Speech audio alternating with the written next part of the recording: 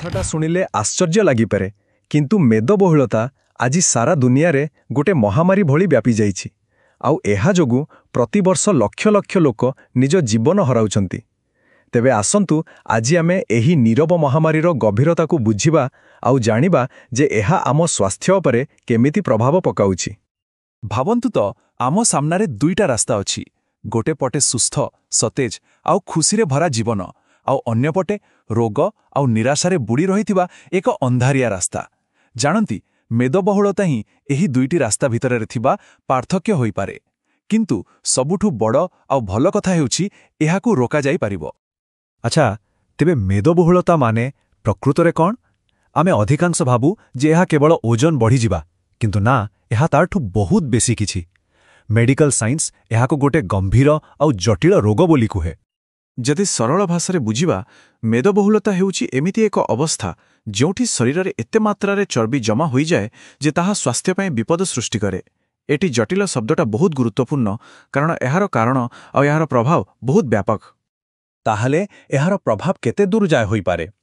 एहा केवल गोटिए अंग को खराब करेनी, बरं आम हृदयरु आरंभ करी मस्तिष्क पर्यंत आम शरीरर प्रत्येक अंश को प्रभावित करि पारे।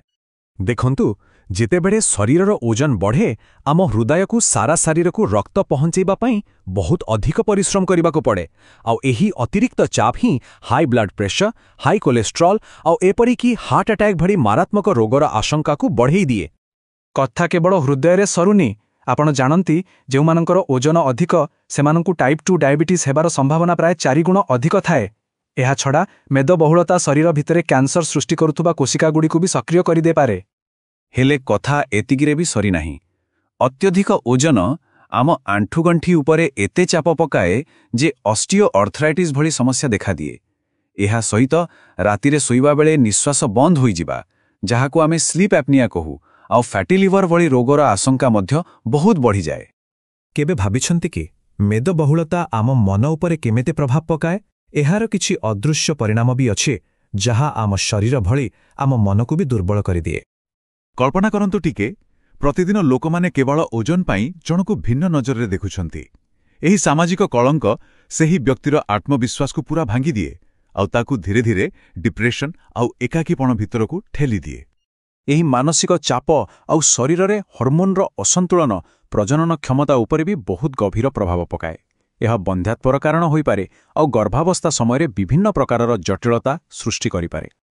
एति सबु खराब प्रभाव विषय जानिबा परे मनरे निराशा आसिबा स्वाभाविक, किंतु भल खबरचा हेउछि हाँ, मेदबहुलता को निश्चित भावरे रोका जाय पारिबो। तबे आसंतु जानिबा केमिति। तबे निज स्वास्थ्य को निज हाथ को आनिबा पई कोन करिबाकु हेबो? एहार उत्तर कोनोसी बड़ बड़ कठिन नियमरे नाही, बरं आम जीवन शैली रे छोटो छोटो सकारात्मक परिवर्तन रे ही लुचि रहिछि। एहाकु गोटे बैंक अकाउंट भली भाबंतु। आमे जेतिकी कैलोरी खाउछे ताहा हेला जमा, आउ जेतिकी काम करी खर्च करूछे ताहा हेला उठाण। जदि जमा बेसी हेबो आउ खर्च कम, तेबे ओजन बढ़िबो। आउ जदि खर्च अधिक आउ जमा कम हुए, तेबे ओजन नियंत्रण रे रहिबो। बास एही संतुलन ही मूल कथा। हेले एही संतुलन पाई दिने कि 2 दिनर कठिन परिश्रम किछि काम दिए नाही। एहा कोनोसी क्रैश डायट विषय नुहे। एहा हेउछि एक जीवनशैलीर परिवर्तन विषय, जहाकु आमे दीर्घ समय धरी बजाय रखि परिबा। तेबे एही स्थायी परिवर्तनर 3टी मुख्य सूत्र कौन?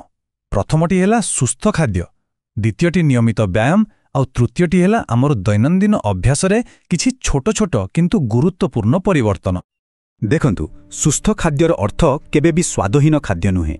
निज खाइबा थाली रे अधिक फल सबुज पनिपरिबा सामिल करंतु। बाहरर तेल मसला आउ पैकेट खाद्य टिके कम करंतु। प्रिय खाद्य छाड़िबा दरकार नाही, केवल ताकु टिके कम परिमाण रे खांतु। व्यायाम केवल ओजन कमाएनी, बरं इहा आम मन को भी खुशी रखे आउ शरीर को सतेज रखे। चेष्टा करंतु प्रति सप्ताह रे अति कम रे 150 मिनिट जोर रे चलिबा किंबा 75 मिनिट दौड़िबा भली व्यायाम करिबा पई। खाइबा आउ व्यायाम सहित आउ गोटे गुरुत्वपूर्ण जिनस हेला पर्याप्त निद। କାରଣ ଭଲ ନିଦ ହିଁ ଆମ ଶରୀରରେ ଭୋକ ଆଉ ମେଟାବଲିଜମକୁ ନିୟନ୍ତ୍ରଣ କରୁଥିବା ହର୍ମୋନ୍ଗୁଡ଼ିକୁ ସନ୍ତୁଳିତ ରଖେ। ସେହିପରି ମାନସିକ ଚାପ କମ୍ କରିବା ଆଉ ମୋବାଇଲ ବା ଟିଭି ସାମ୍ନାରେ ବସିବା ସମୟ କମ୍ କରିବା ବି ବହୁତ ଜରୁରୀ।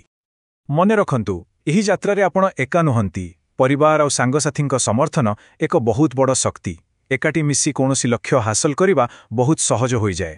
ଆଉ ଯଦି ଦରକାର ପଡ଼େ, ତେବେ ଡାକ୍ତର କିମ୍ବା କୌଣସି ସ୍ୱାସ୍ଥ୍ୟ ବିଶେଷଜ୍ଞଙ୍କ ପରାମର୍ଶ ନେବାକୁ କେବେ ବି ପଛଘୁଞ୍ଚା ଦିଅନ୍ତୁ ନାହିଁ। ତେଣୁ ସବୁଠୁ ଗୁରୁତ୍ୱପୂର୍ଣ୍ଣ କଥା ହେଲା, ଛୋଟ ଅଭ୍ୟାସ ବଡ଼ ପରିଣାମ। ସ୍ୱାସ୍ଥ୍ୟ କୌଣସି ଗନ୍ତବ୍ୟସ୍ଥଳ ନୁହେଁ, ଏହା ଏକ ଯାତ୍ରା। ଆଉ ଏହି ଯାତ୍ରାରେ ଛୋଟ ଛୋଟ ସ୍ଥାୟୀ ପରିବର୍ତ୍ତନ ହିଁ ସଫଳତା ଆଣିଦିଏ। ଏବେ ଟିକେ ଚିନ୍ତା କରନ୍ତୁ ତ, ଆଜି ଆପଣ ନିଜ ସ୍ୱାସ୍ଥ୍ୟ ପାଇଁ କେଉଁ ଗୋଟିଏ ଛୋଟ ପଦକ୍ଷେପ ନେଇପାରିବେ? ହୁଏତ ଗୋଟେ ଗ୍ଲାସ୍ ଅଧିକ ପାଣି ପିଇବା କିମ୍ବା 10 ମିନିଟ୍ ଚାଲିବା। ଏହି ପ୍ରଶ୍ନର ଉତ୍ତରରୁ ହିଁ ଏକ ସୁସ୍ଥ ଭବିଷ୍ୟତର ଆରମ୍ଭ ହୋଇପାରେ।